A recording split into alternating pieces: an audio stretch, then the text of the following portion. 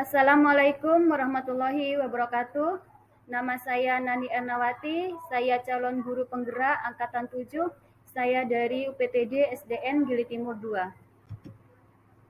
Pada kesempatan kali ini, saya akan menyimpulkan dan merefleksikan dari pemikiran Ki Hajar Dewantoro mengenai pendidikan. Menurut Ki Hajar Dewantoro, pendidikan dan pengajaran tidak dapat dipisahkan. Pengajaran adalah bagian dari pendidikan. Pengajaran merupakan proses pendidikan dalam memberi ilmu atau berfaedah untuk kecakapan hidup anak serta lahir dan batin. Sedangkan pendidikan memberi tuntunan terhadap segala kekuatan kodrat yang dimiliki anak agar ia mampu mencapai keselamatan dan kebahagiaan yang setinggi-tingginya, baik sebagai seorang manusia maupun sebagai anggota masyarakat. Ki Hajar Dewantoro memiliki keyakinan bahwa untuk menciptakan manusia Indonesia yang beradab, maka pendidikan menjadi salah satu kunci utama untuk mencapainya. Menurut Ki Hajar Dewantoro, pendidikan bertujuan untuk menuntun segala kodrat yang ada pada anak-anak, agar mereka dapat mencapai keselamatan dan kebahagiaan yang setinggi-tingginya. Pendidik itu hanya dapat menuntun tumbuh atau hidupnya kekuatan kodrat yang ada pada anak-anak, agar dapat memperbaiki laku hidup tumbuhnya kekuatan kodrat anak. Dasar-dasar pemikiran Ki Hajar Dewantoro mengenai pendidikan. Yang pertama adalah pendidikan yang menuntun. Ki Hajar Dewantoro menjelaskan bahwa tujuan pendidikan yaitu untuk menuntun segala kodrat yang ada pada anak-anak agar mereka dapat mencapai keselamatan dan kebahagiaan yang setinggi-tingginya, baik sebagai manusia maupun sebagai anggota masyarakat. Yang kedua yaitu pendidik ibarat sebagai seorang petani. Dalam menuntun laku dan pertumbuhan kodrat anak, Ki Hajar Dewantoro mengibaratkan peran pendidik seperti seorang petani. Anak-anak itu seperti biji tumbuhan yang disemai dan ditanam oleh petani di lahan yang telah disediakan. Biji jagung yang kurang berkualitas jika ditanam pada lahan yang baik, maka dapat tumbuh dengan baik karena perhatian dan perawatan dari petani. Hal tersebut sebagai perumpamaan bahwa anak yang dididik atau dituntun dengan baik oleh guru, maka dapat tumbuh lebih optimal. Yang ketiga yaitu budi pekerti. Budi pekerti perpaduan antara cipta, karsa, dan karya. Jadi, budi pekerti merupakan sifat jiwa manusia, mulai angan-angan hingga menjelma sebagai tenaga. Dengan adanya budi pekerti, setiap manusia berdiri sebagai manusia. Dasar-dasar yang jahat dapat dihilangkan maupun tabiat-tabiat jahat dapat dikurangi. Disinilah peran guru sebagai penuntun dan pemberi teladan menjadi sangat penting dalam pertumbuhan karakter baik anak. Selanjutnya yang keempat adalah bermain. Kodrat anak adalah bermain, maka tuntunlah anak dengan bermain.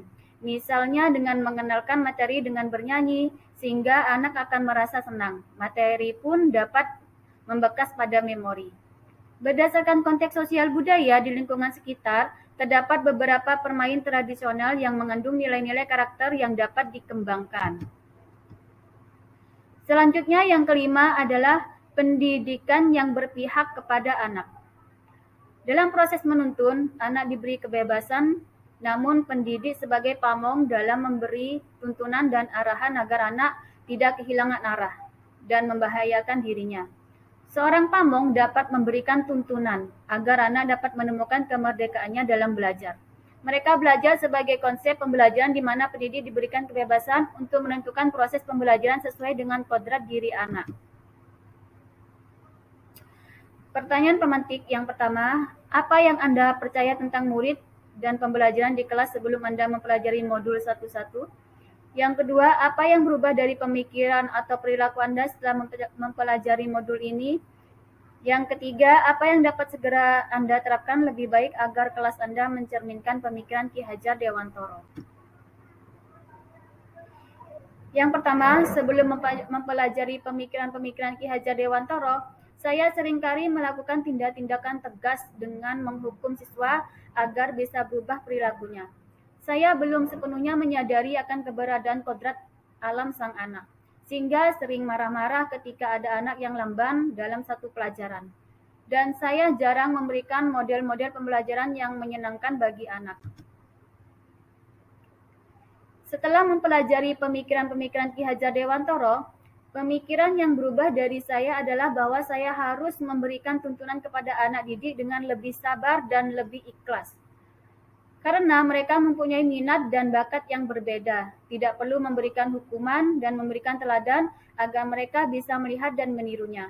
Memberikan pelajaran yang menyenangkan bagi mereka dengan mencoba berbagai macam model pembelajaran.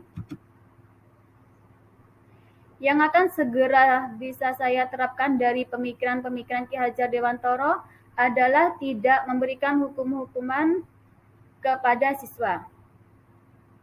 Lebih sabar dalam membimbing, mengenali lebih dalam karakter dan latar belakang siswa, keluarga atau lingkungannya dengan menjalin komunikasi dengan orang tuanya.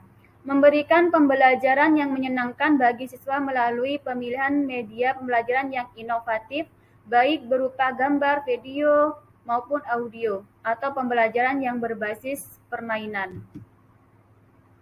Demikian yang bisa saya sampaikan, semoga bermanfaat.